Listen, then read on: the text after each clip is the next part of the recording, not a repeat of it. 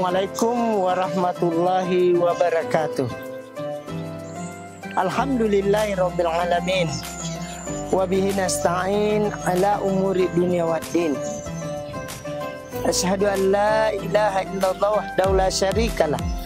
Wa asyhadu anna Muhammadan abduhu wa rasuluh la nabiyya ba'da.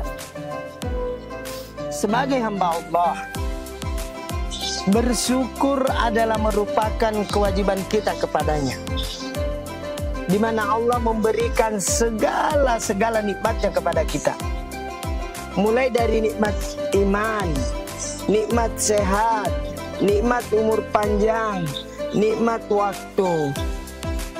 Yang paling penting diantara ini adalah nikmat iman, karena iman ini selain membahagiakan di dunia dan juga nanti menjadi pegangan kita di akhiratnya Allah Subhanahu wa taala. Iman ini pula lah, semakin kita perbanyak nilai iman itu, maka semakin tenang hati kita. Allah Subhanahu wa taala katakan, "Ala bizikrillahi tatmainnul qulub." Dengan banyak mengingatku hatimu jadi tenang. Olehnya itu hadirin yang dirahmati Allah Subhanahu wa taala, mari kita memperbanyak, terkhusus di awal bulan Ramadan ini, di hari ketiga Ramadan ini, kita jadikan momen bulan Ramadan untuk menancapkan iman-iman kita menuju kehadirat Allah Subhanahu wa taala. Karena tiada lain, sehatnya kita, umur panjangnya kita, kemudian waktu kita tidak ditanya nanti di akhiratnya Allah Subhanahu wa taala, bagaimana sehatmu, bagaimana umur panjangmu, tetapi yang ditanya iman kita kepada Allah. Karena kenapa? Salah satu contoh saja, yang mula-mula Allah periksa, kata Rasul, ketika nanti di akhirat, ketika di dalam kubur, adalah sholat. Jika sholatnya diterima, maka seluruh amal ibadah yang lain pun diterima. Tetapi jika sholatnya tidak diterima, maka seluruh amal ibadah yang lain pun ditolak, tidak diterima pula. Olehnya itu, sholat ini adalah intinya iman. Apa buktinya kalau sholat ini adalah intinya iman? Banyak orang yang rajin sholat, tapi lebih banyak orang yang tidak sholat. Orang kafir tidak sholat, orang Islam yang imannya kurang juga tidak sholat. Bahkan ada juga kadang beriman, kadang tidak. Yang mana itu yang kadang beriman, kadang tidak? Yang sholatnya bolong-bolong. Olehnya itu, untuk menentukan iman kita ini menjadi baik adalah ukuran sholatnya.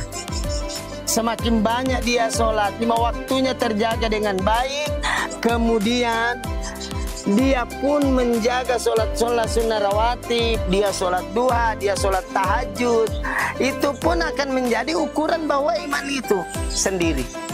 Olehnya itu hadirin yang dirahmati Allah Subhanahu wa taala, terkhusus anak didik saya yang ada di SMP Negeri 9 Bontang, sholat inilah yang menjadi pegangan kita. Mari kita pertaruhkan nanti, ketika nanti ditanya oleh mungkar nakir, man rabbuka, kita bisa menjawab dengan baik. Karena kenapa? Mulut terkunci. Yang bersaksi nanti ketika ditanya man rabbuka, malaikat itu kita mau berkata Allah Tuhan saya. Tetapi kalau kita tidak menjawab di dunia dengan sholat dengan sebaik-baiknya, maka akan berat. Maka akan berat nantinya. Olehnya itu, imanlah yang kita terus jaga dengan sebaik-baiknya. Standar iman itu bisa nanti terjaga dengan baik adalah sholat 5 waktu. Karena Rasulullah Sallallahu Alaihi Wasallam katakan, selemah-lemah iman, imannya paling lemah sudah, selemah-lemah iman cukup menjaga 5 waktunya. 5 waktu saja, itu sudah lemah iman. Tidak ada sholat sunnah, tidak ada yang lain. Sholat 5 waktu yang terjaga, itu sudah yang paling lemah iman. Tapi kalau sudah sholatnya bolong, sudah tidak ada iman. Karena kenapa? Hadirin yang dirahmati Allah Subhanahu wa taala, ini baru setengah. Begitupun kepada Rasulullah Sallallahu Alaihi Wasallam. senantiasa kita mencontoh-contoh beliau. Laqad kana lakum fi Rasulillahi uswatun hasanah. Dalam diri Rasulullah terdapat suri toladan yang baik, contoh yang baik. Jadi manusia di permukaan bumi ini yang menjadi tolak ukur, yang menjadi percontohan bagi kita semuanya. Entah itu orang Islam, entah itu orang kafir, harus mencontoh Rasulullah Sallallahu Alaihi Wasallam untuk bisa aman nanti di akhiratnya Allah Subhanahu Wa Taala.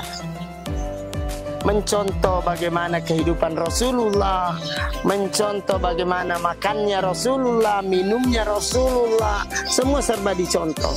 Kita akan aman nantinya di akhiratnya Allah Subhanahu Wa Taala. Itu meneladaninya, mencontoh-contoh beliau.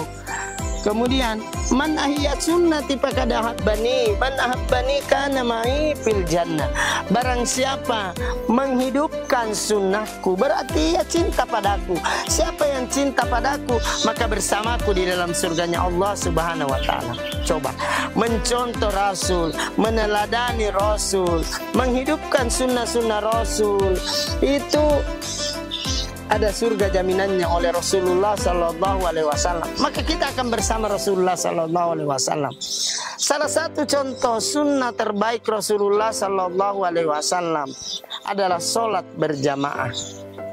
Anak didikku yang ada di SMP Negeri 9 Bontang, sholat berjamaah terkhusus laki-laki. Tempatnya pasti kita tahu di mana orang berjamaah. Kata Allah Subhanahu Wa Taala, aqimis sholah wa atuz zakah warqa'u ma'ar rakiin. Dirikan sholat, tunaikan zakat, dan rukulah bersama orang-orang yang sholat. Di mana orang-orang ruku?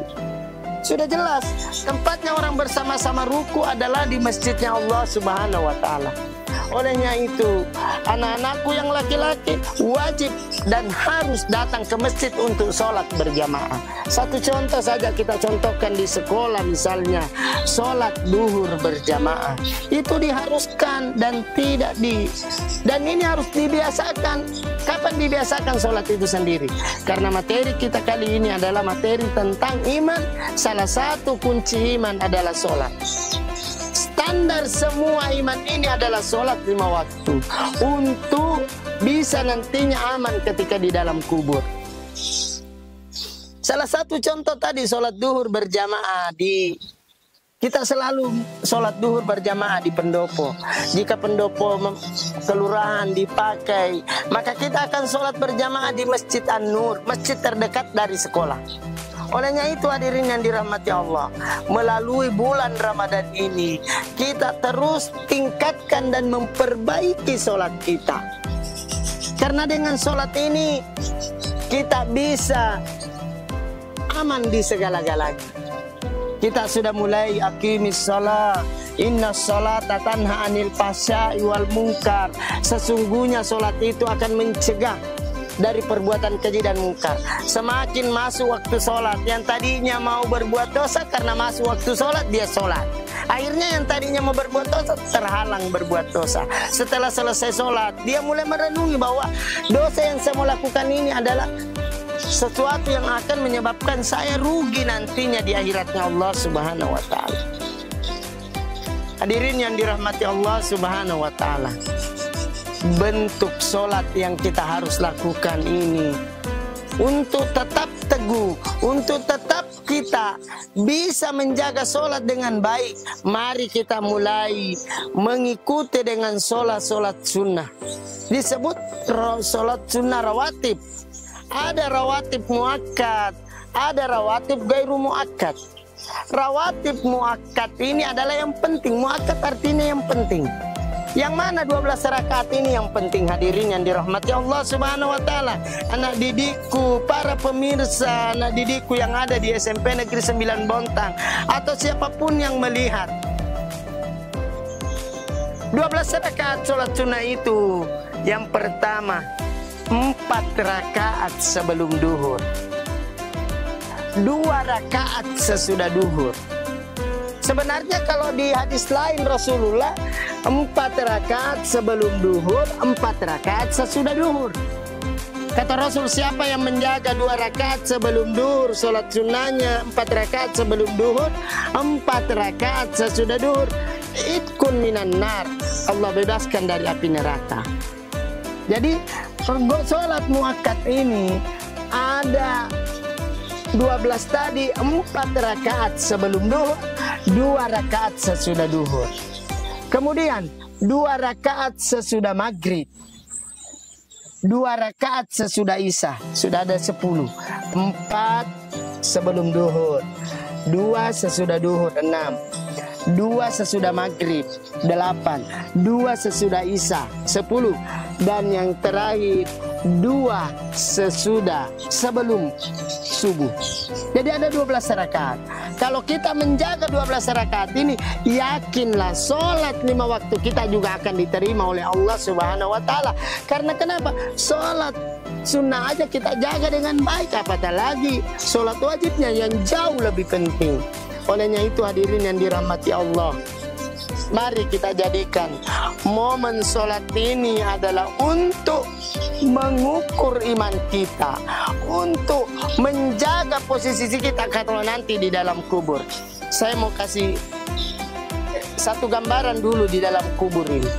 Kata Rasul, kata Allah Subhanahu wa Ta'ala, lahum min jahannama mihad, kasurnya dari api neraka, wa min fawqihim gawas, dan diberi selimut api neraka. Coba di dalam kubur saja kasurnya dari api neraka, kemudian selimutnya dari api neraka. Bayangkan, kita tidak pernah melihat kasur dari api neraka. Dan inilah nanti yang kita dapatkan ketika kita berada di dalam kubur. Bukan cuma kasur, selimut api neraka supaya tidak bergerak-gerak. Bayangkan hadirin yang dirahmati Allah, anak didikku sekalian, mari kita menjaga sholat 5 waktu ini. Karena sholat 5 waktu inilah yang buat kita aman nanti di dalam kubur. Tidak ada pertolongan, tidak ada bantuan, sendiri, ada belatung. Olehnya itu, hadirin yang dirahmati Allah Subhanahu wa Ta'ala, sebagai kesimpulan, mari kita jadikan awal bulan Ramadan ini momentum kita memperbaiki diri dengan menjaga 5 waktu dengan sebaik-baiknya. Olehnya itu kita akan lanjutkan nanti di season berikutnya untuk tambahan. Olehnya itu mari kita tutup dengan doa kifaratul majelis. Subhanallah wa bihamdihi, subhanakallahumma wa bihamdika, asyhadu an la ilaha illa anta, astaghfiruka wa atubu ilaik. Assalamualaikum warahmatullahi wabarakatuh. Waalaikumsalam.